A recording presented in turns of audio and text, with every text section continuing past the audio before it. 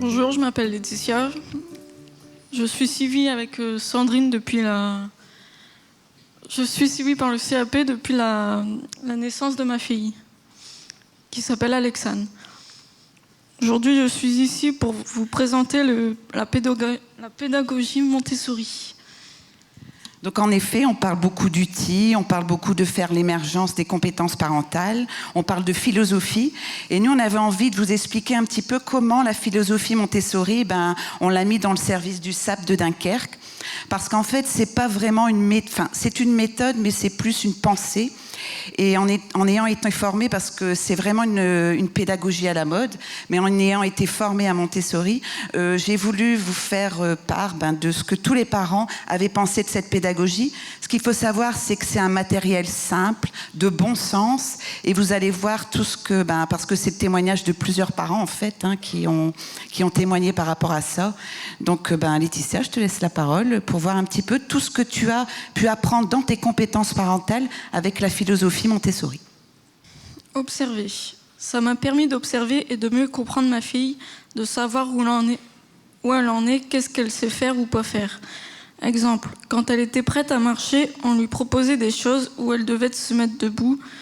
Comme ça, quand Madame Liévin était là, je savais ce que je pouvais faire et ça permettait de comprendre les accidents domestiques. Exemple, retirer la table basse, éviter les prises d'électricité. Même qu'elle est grande, je continue à avoir ce réflexe pour mieux la comprendre. Donc la première base de la pédagogie Montessori, c'est apprendre les parents à observer leur enfant. Aménager son environnement.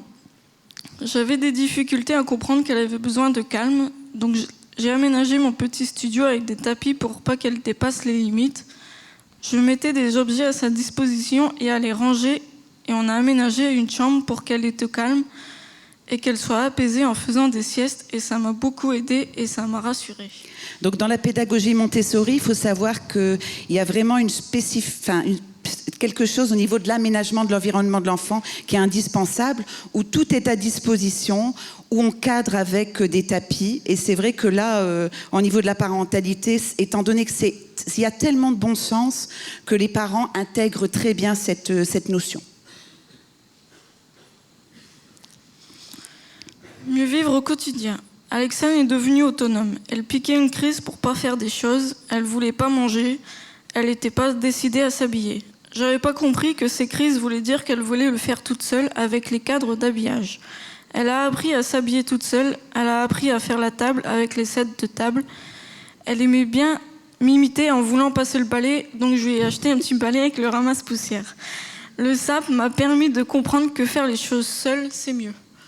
En effet, donc, le premier concept de la pédagogie Montessori, c'est basé sur l'aménagement de l'espace et ensuite le quotidien, et apprendre à l'enfant à mieux vivre au quotidien. Donc c'est aussi expliquer aux parents que l'enfant, c'est pas forcément des crises, c'est pas forcément des bêtises, c'est qu'il a besoin de faire seul. Donc le deuxième concept de Montessori, c'est « aide-moi à faire seul ». Alors on a, au service parentalité, on a de nombreux jeux. Alors, ce n'est pas des jeux qui vont dans tous les sens, c'est vraiment des jeux avec un sens très précis.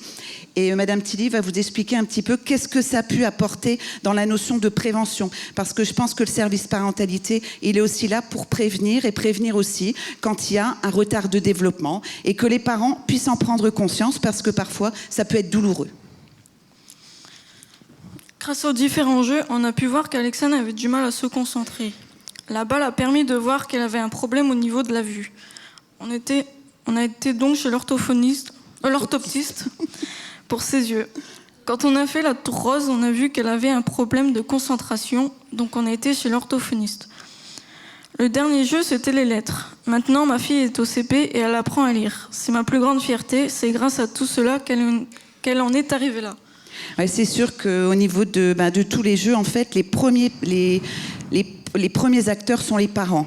Donc c'est vrai que la tour rose, elle paraît complètement ne servant à rien, mais en fait on travaille vraiment la concentration et les parents le voient très bien et ils apprennent à avoir du calme, de la bienveillance, et ça aussi les jeux utilisés, c'est extrêmement important.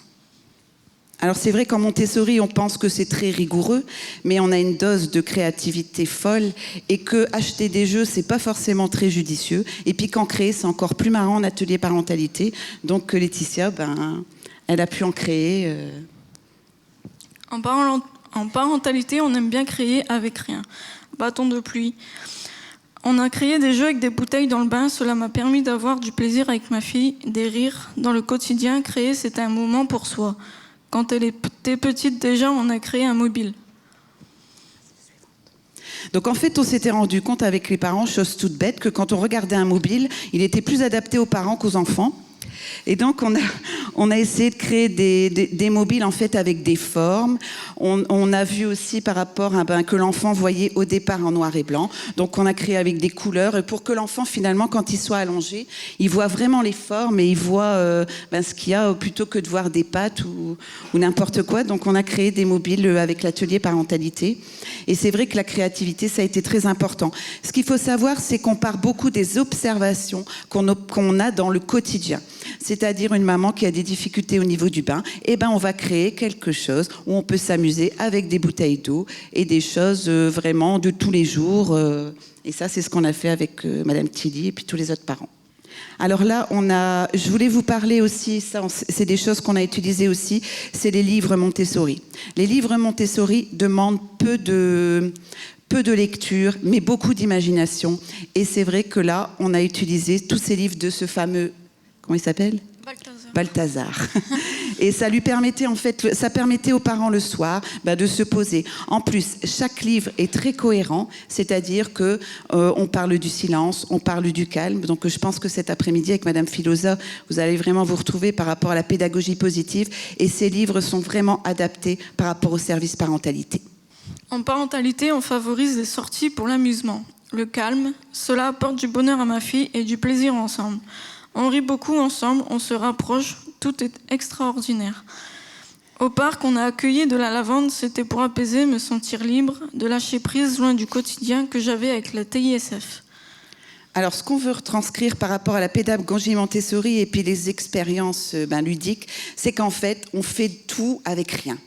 Et donc, quand on part en sortie, on peut ramener un petit peu un grand... Pour provoquer le goûter, on ramène un grand tapis, et puis on goûte, on prend des paniers. Et ça, c'est du bonheur partagé. Et c'est vraiment ce qui ressort aussi de cette pédagogie. Alors, on a mis les mots-clés avec les différents parents. Donc, je vais dire le mot partage, et voilà ce que les parents ont ressorti. Se rapprocher, faire des câlins dans le calme avec ma fille. Le lâcher-prise. Me détendre avec ma fille. Rire. C'est rire. Autonomie. Apprendre à faire seule à ma fille. Le confort. La rassurer par des mots, des gestes d'affection et par une maison rassurante. Le calme. Madame Lievins m'enseigne de positiver dans des moments difficiles. Et c'est vrai qu'on essaie toujours dans ce service de faire du négatif du positif. Et ça, c'est extrêmement important. Et puis que des petites choses du quotidien, c'est pas forcément trop dramatique. Le rituel. Ma fille avait besoin de faire toujours les mêmes choses pour se rassurer. La joie. Cela m'a donné la joie pour ma fille, c'est très important. Le lien. Cela m'a permis de faire des choses ensemble, jouer avec elle. Du plaisir. Jouer avec elle dans le parc, j'ai appris à aimer. Le partage.